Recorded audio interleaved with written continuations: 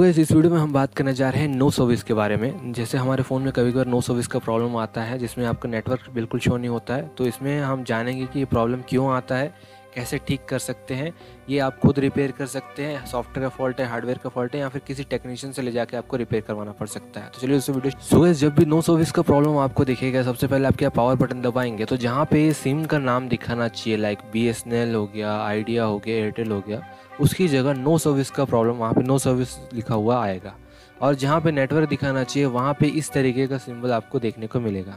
तो अगर ऐसा कुछ प्रॉब्लम आता है तो आप कैसे आइडेंटिफाई करेंगे कि वो सॉफ्टवेयर का फॉल्ट है या फिर हार्डवेयर का फॉल्ट है। ये प्रॉब्लम आपसे खुद से सॉल्व होगा या फिर किसी टेक्नीशियन से सॉल्व होगा। तो सबसे पहला चीज़ आप क्या करेंगे, अपने फ़ोन का जो एयरप्लेन मोड है उसको ऑन ऑफ करके देखेंगे। अगर इससे आपका प्रॉब्लम सॉल्व हो गया तो वेल एंड गुड, आगे बढ़ सकते हैं। अगर इससे प्रॉब्लम सॉल्व नहीं होता तो अब जो मैं आपको बता रहा हूँ आप देखिए। नेक्स्ट आता है, आप अपने फ़ोन में डायल कीजिए *#06#। इससे आपका IMEI नंबर दिखेगा। दोनों जो फ़ोन है, मतलब जो फ़ोन रहता है, दोनों सिम उसके जो रहते हैं उसके IMEI नंबर आइडेंटिकल नहीं होते, अलग अलग IMEI नंबर होते हैं। तो अगर आइडेंटिकल नंबर दिखा रहा है, लाइक अगर लास्ट के कुछ नंबर सेम आ रहे हैं तो वो गलत है, वो सॉफ्टवेयर का फॉल्ट है। या फिर अननोन दिखा रहा है तो भी गलत है, वो भी सॉफ्टवेयर का फॉल्ट है। आपका NV बैकअप लेके दोबारा जो IMEI नंबर रहता है उसको चढ़ाना पड़ता है। उसके बाद बात की जाए, अगर ये आपका IMEI नंबर ठीक है तो आप अबाउट फ़ोन में जाके क्या कर सकते हैं, उसके जो सॉफ्टवेयर के जितने भी डिटेल्स रहते हैं वहाँ पे एक होता है बेसबैंड वर्जन। उसमें जो बेसबैंड वर्जन रहता है अननोन नहीं दिखाना चाहिए, वहाँ पे कोई ना कोई आपका वैल्यू लिखा हुआ आता है वो आना चाहिए। अगर अननोन दिखा रहा है तो वो भी सॉफ्टवेयर का फॉल्ट है। आपको सॉफ्टवेयर, अगर आपके पास एक्सपीरियंस है तो खुद कर सकते हैं, अगर एक्सपीरियंस नहीं है तो किसी भी टेक्नीशियन या फिर सर्विस सेंटर के थ्रू आप ले जाके करवा सकते हैं। बहुत जगह कोई सर्विस सेंटर में फ्री रहता है और कहीं कहीं पे 200 से 250 रुपये तक का कॉस्ट पड़ जाता है। तो ये चीज़ होने के बाद अगर आपका जो बाई चांस अगर आप देखते हैं कि आपका IMEI नंबर ठीक है और बेसबैंड वर्जन भी ठीक बता रहा है, अननोन नहीं बता रहा है, तो आप एक बार फ़ोन को रीस्टार्ट करके देखिए। रीस्टार्ट से प्रॉब्लम सॉल्व हो गई तो वेल एंड गुड। अगर उससे सॉल्व नहीं हुआ तो आपका फ़ोन में क्या एक रीसेट सेटिंग होती है, मतलब जो सेटिंग रहती है उसको रीसेट किया जा सकता है। तो एक बार उसको ट्राई करके देख लीजिए। उसमें आपका डेटा डिलीट नहीं होता है, बस सिर्फ सेटिंग रीसेट होती है। याद रखना, गलती से फैक्ट्री डेटा रीसेट मत कर देना। सिर्फ सेटिंग रीसेट वाला ऑप्शन अगर आपके फ़ोन में आ रहा है तो उसको आप ट्राई करके देखिए। अगर उससे प्रॉब्लम सॉल्व हो गया तो ठीक है। अगर उससे इन सब चीज़ों से प्रॉब्लम सॉल्व नहीं होता है, IMEI नंबर ठीक है, बेसबैंड वर्जन ठीक दिखा रहा है, तो ये यकीनन हार्डवेयर का फॉल्ट होता है।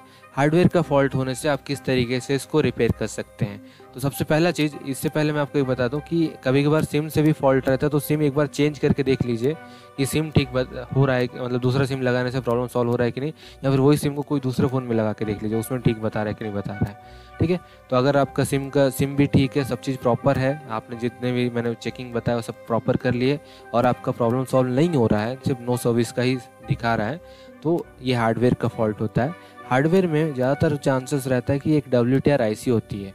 नेटवर्क सेक्शन में, किसी भी स्मार्टफोन में नेटवर्क सेक्शन में 2 से 4 IC होती है, जिसमें सबसे ज़्यादा जो फॉल्टी प्रॉब्लम आता है नो सर्विस का वो होता है, जिसमें सबसे ज़्यादा जो प्रॉब्लम आता है नो सर्विस का वो होता है WTR IC का। या तो उसमें कुछ 2 या 3 वोल्टेज, नॉर्मली 2 वोल्टेजेस होते हैं, या तो वो 2 वोल्टेजेस पहुंचती नहीं है, या तो वो IC वीक हो जाती है। इसी की वजह से कभी कभार आपको नेटवर्क दिखाएगा, कभी कभार फिर से नो सर्विस आ जाएगा, तो बार बार ये चीज़ होते रहता है। या फिर ये चीज़ 2 चीज़ से रिपेयर हो सकती है, या तो उसको रिवॉल्विंग करके एक बार देख सकते हैं, मतलब कभी कभार कार्बन आने की वजह से या फिर जो उसके सोल्डर होते हैं, जो बॉल्स होते हैं वो ड्राई हो जाते हैं, जिसकी वजह से प्रॉब्लम आता है। तो एक बार उसको रिवॉल्व करने से प्रॉब्लम सॉल्व हो सकता है। रिवॉल्व करने का मतलब उसको क्लीन करके दोबारा उसको इंस्टॉल करना IC को, या फिर IC चेंज करना पड़ सकता है। अगर ये चीज़ करेंगे तो मैं कॉस्ट तो नहीं बोलूँगा, क्योंकि कॉस्ट बोलने से कमेंट करने लग जाते हैं कि ये इतने में हो जाता है, वो इतने में हो जाता है। आप ये किसी भी नज़दीकी स्टोर में जाके पता कर सकते हैं। ओके, तो इस तरीके से आप इसको रिपेयर कर सकते हैं। और ज़्यादातर केसेस में अगर प्रॉब्लम सॉल्व आपका सॉफ्टवेयर से हो जाता है तो वेल एंड गुड, बट उससे नहीं होता तो हार्डवेयर में आपको काम करवाना पड़ सकता है। सो गाइस, आई होप आपको वीडियो इन्फॉर्मेटिव लगी होगी। तो अगर आपको वीडियो इन्फॉर्मेटिव लगे तो प्लीज़ चैनल को सब्सक्राइब करना और बेल आइकन जरूर दबा देना, ताकि हमारे अगली जो वीडियोस आएंगी उनकी नोटिफिकेशन आप तक पहुंच सके। Thanks for watching.